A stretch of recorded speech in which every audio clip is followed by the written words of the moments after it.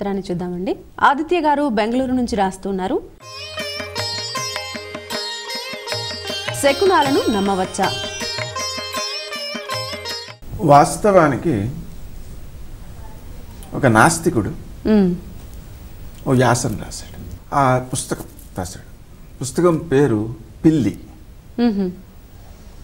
ఇక్కడ వాస్తవంగా వాళ్ళు చెప్పిన మాట ఏంటంటే, పిల్లి కొన్ని దేశాలలో శుభశకునం. మన దేశంలో పిల్లిని దుష్టశకునంగా భావిస్తారు. కానీ లేచిన వెంటనే మామూలు పిల్లి కనిపిస్తే దాన్ని దోషంగా భావిస్తారు. అదే నల్ల పిల్లి కనిపిస్తే శుభంగా భావిస్తారు. మంగళం కృష్ణమార్జాలం అని వచనం అన్నమాట. అంటే కృష్ణమార్జాలం అంటే నల్ల పిల్లి, మంగళప్రదమైనది. అలాగా కొన్ని ప్రదేశాలలో కొన్ని మంచి శకునాలు అవుతాయి, మరికొన్ని చెడ్డవుతాయి. కానీ ఒకచోట మంచివైన ఇంకో చోట చెడ్డబోతుంటాయి. అందువలన వీటికి హేతుబద్ధత లేదు అని అతను రాశాడు. అతను రాసిన విధానం స్థూలం. ఇక్కడ శకునం అనేటువంటిది మనపై ప్రభావాన్ని ఎప్పుడు చూపిస్తుంది అనేది చాలా ముఖ్యమైన విషయం. మన పక్క నుంచి పాము వెళ్ళిందండి, భయం కలగాలిగా. నిద్ర అవుతున్నాను, చూడలేదు, భయం కలుగుతుందా? కలగదు. అంటే ఏమిటి? శకునం అనేటువంటిది రావడం దోషం కాదు, అది కనిపించినప్పుడు వీడి మనసులో కలిగేటువంటి ఆందోళన అనేది వీడికి దోషప్రదమైనది. ఎంత చిత్రమైన విషయం అంటే, ఒక వ్యక్తికి ఒక అలవాటు ఉంది.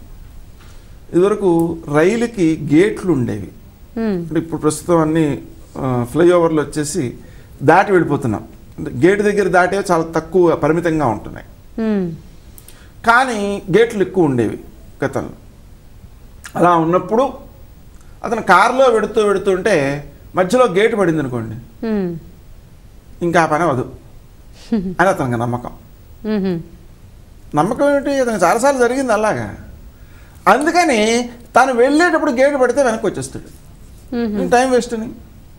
అలాగా ఇక్కడ పని చేస్తున్నది ఏమిటి అంటే మనసు, వస్తువు కాదు. కాబట్టి ఈ ఏదైతే దుష్ట శకునమని అనుకుంటున్నామో ఆ దుష్టమైన శకునము దుష్ట శకునముగా వీడి మనస్సును కనుక బాధించినట్లయితే, అసలు ఏమీ లేదండి, బాధ కలిగింది చాలు, బాధ కలిగినా వీడు వెళితే పని అవ్వదు. అంటే వీడి మనసు ఏం కావాలి? ఉత్తేజాన్ని పొందుతూ ఉండాలి.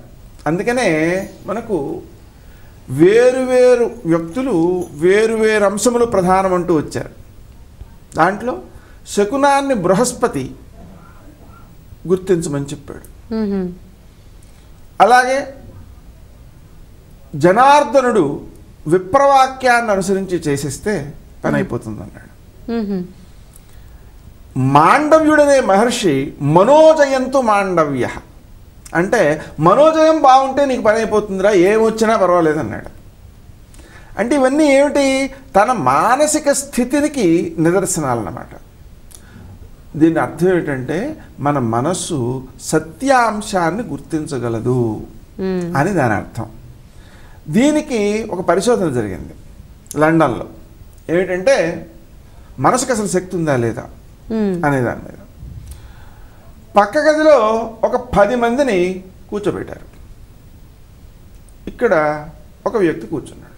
కూర్చుని వరుసగా ఒక్కొక్క నిమిషం ఒక్కొక్క పువ్వు చొప్పున తన దగ్గర ఉన్న 10 పువ్వులను తనకు తోచిన వరుసలో చూశాడు. ఇతను ఏ వరుసలో చూశాడో ఆ వరుసను రాయాలి ఆ 10 మంది పక్క గదిలో వాళ్ళు. 8 సక్సెస్ అయ్యారు. దాని ద్వారా ఆ పరిశోధకులు గుర్తించిన విషయం ఏంటంటే సత్యస్ఫురణ శక్తి 80% జనాల్లో ఉంటుంది. ఆ సత్యస్ఫురణ శక్తిని ఉపయోగించుకోకపోవడమే తప్పు. ఉపయోగించుకుంటే సత్యాన్ని గుర్తిస్తాడు. మనకు ఒక వ్యక్తిని చూసిన వెంటనే గౌరవభావం కలుగుతుంది, నమస్కారం చేయబుద్ధి అవుతుంది, నమ్మబుద్ధి అవుతుంది. ఇంకొకరిని చూసిన వెంటనే నమ్మబుద్ధి కాదు. అక్కడ మన మనస్సును నమ్మాలి. నమ్మితే మోసపోం. వాడిని చూసిన వెంటనే ఆ భావన కలిగిన తర్వాత వాడు పెట్టిన ఆశకు లోబడి వాడు ఆశ పెడతాడు. నీకు దీంట్లో పెట్టుబడి పెట్టి ఇంత డబ్బు వచ్చేస్తుంది లాగా. ఆ మాట వినేటప్పటికి వీడు ఆశకు లోబడి పని చేసేసి నష్టపోయి తర్వాత మొదట అనిపించింది అనుకుంటాడు. ప్రయోజనం ఏంటి? తన అంతశ్చేతన చెప్పినటువంటి సత్యాన్ని గుర్తించాలి కదా.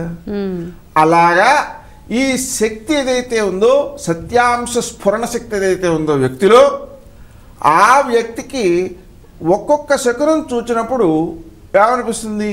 ఇప్పుడు పనవదేమో అనిపిస్తుంది. ఒక్కొక్క శకునం చెడ్డది వచ్చినా కూడా పర్వాలేదయ్యా అనిపిస్తుంది. ఈ అనిపించడం అనేటువంటిదే అక్కడ ముఖ్యం. సిక్స్త్ సెన్స్ అంటాం. అయితే కొంతమంది చూడండి మాకు శకునం అనేది లేదని మేము నిరూపిస్తాం అని చెప్పి దుష్టశకునం రండివ్వండి మేము పని చేస్తాం అని చేస్తుంటారు. అక్కడ ఏమైంది? మనోజయంతో మాండవ్య. మాండవ్యుడు చెప్పాడు కదా మనోజయం బాగుంటే పని అవుతుందని చెప్పాడు కదా, అదైంది. శకునాన్ని తప్పని నిరూపించడం కాదది. అందుకని ఏ వ్యక్తి అయితే ఏదైనా ప్రయాణం అవుతున్నప్పుడు పని మీద పెడుతున్నప్పుడు దుష్టముగా భావన కలిగితే, మనస్సుకి క్లేశం కలిగితే, ఇబ్బంది కలిగితే దాన్ని చెడ్డ శకునంగా గుర్తించాలి అనేది మొత్తంపై చూస్తే అర్థమవుతుంది. అది ఎవరైనా కొత్త వాళ్ళు వచ్చాడు కలుస్తుంది. మనం కట్టింది దేనికోసం అంటే దొంగ వస్తే అది రక్షణ, దొంగతనం రాకుండా ఉండడం కోసం. దొంగతనం జరగకుండా ఉండడం కోసం కల్పించుకున్న కుక్క మంచివాడు వచ్చినా అరుస్తోంది. మంచివాడు వస్తున్నా అరుస్తోంది అనే భావనతో కుక్కను తీసేసాడు అనుకోండి, దొంగ వచ్చినప్పుడు తెలుస్తుంది, తెలియదు కదా.